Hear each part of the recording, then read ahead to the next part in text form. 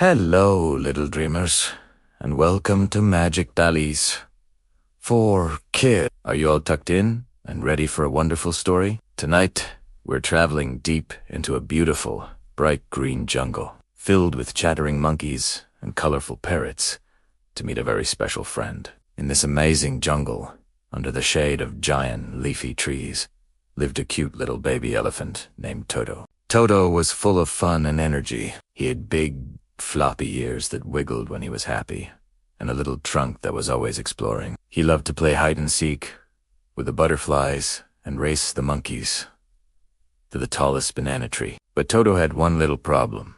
He was very, very stubborn. Whenever his kind and loving mother gave him advice, Toto would puff out his cheeks, lift his little trunk high in the air, and declare, "I can do it myself." His mother would just smile gently and shake her head, knowing her little one had a lot to learn.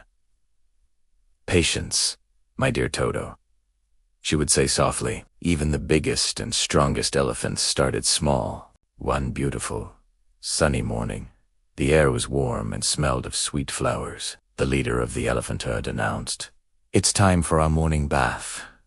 Let's go to the big, cool river." All the elephants trumpeted with joy. Splashing in the river was their favorite part of the day. As they started their slow, steady march, Toto's mother turned to him. "Stay close to me, Toto," she said, her voice warm and careful. The jungle can be tricky, and it's easy to get lost if you're not paying attention. But was Toto listening? Oh no. He was already distracted by a brilliant blue butterfly fluttering just ahead. "I can do it myself," he whispered to a little lizard sunbathing on a rock. With a flick of his tail, Toto darted away from the path. He wasn't trying to be naughty. He was just so full of excitement and curiosity. He leaped over small streams, his little feet making happy splashing sounds. He chased the butterfly deeper and deeper into the trees, giggling as it danced just out of his trunk's reach. He was having so much fun that he didn't realize the familiar sounds of his herd were growing fainter and fainter. The path had disappeared, and the trees were now closer together, forming a thick, green canopy that blocked out the sun. He had wandered into the thickest, trickiest part of the jungle. Suddenly, as he took another excited step, asterisk snap, asterisk, a tangle of thick, twisty vines wrapped around his back leg. Toto stumbled and fell to the ground with a soft thud. "Oof," he grunted. He tried to stand up, but his leg was stuck fast. He pulled and he tugged, wriggling his body and pushing with all his might. But the more he struggled, the tighter the vines seemed to grip him. Fear began to bubble up inside him. The jungle, which had seemed so fun and friendly just moments ago, now felt dark and scary. The friendly chirps of the birds sounded like spooky whispers. Toto's heart started beating like a drum. He was all alone and trapped. He took a deep breath, and with all the strength he had, he called out, "Help! Mommy, where are you? Someone help me." His little voice echoed through the dense trees, sounding small and lost. He called again, his voice trembling, "Help!" Back on the main path, Toto's mother had noticed her little one was missing. A worried feeling washed over her. "Toto," she called out, her powerful voice carrying through the jungle. She stopped and listened carefully, her big ears swiveling to catch any sound, and then she heard a faint, frightened cry for help.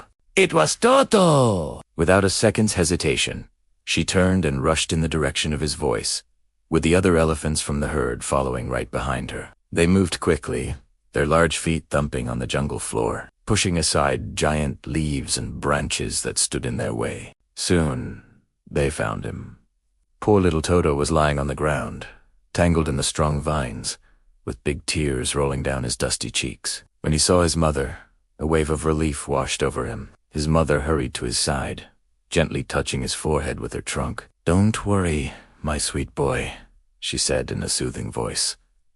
"We're here now. We'll get you out."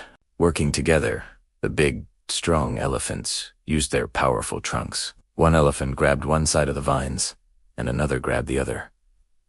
Widamiti coordinated Palastriskiva. "Asteriski!" The vines snapped and came loose. Toto was free! He scrambled to his feet and ran straight to his mother.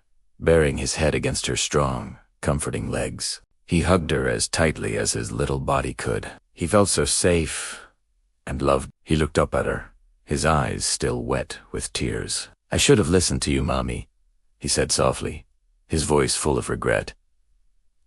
"I'm so sorry. I thought I knew everything, but I was wrong."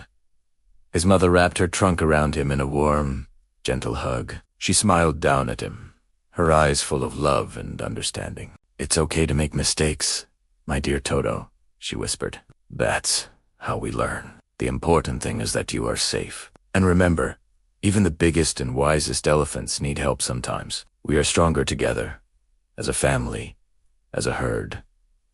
From that day forward, something inside Toto changed. He was still the same playful and curious little elephant, but he had learned a very important lesson. He learned to listen to the wisdom of his elders. When his mother told him to stay close, he stayed right by her side. When the leader of the herd warned of a slippery path, Toto walked carefully.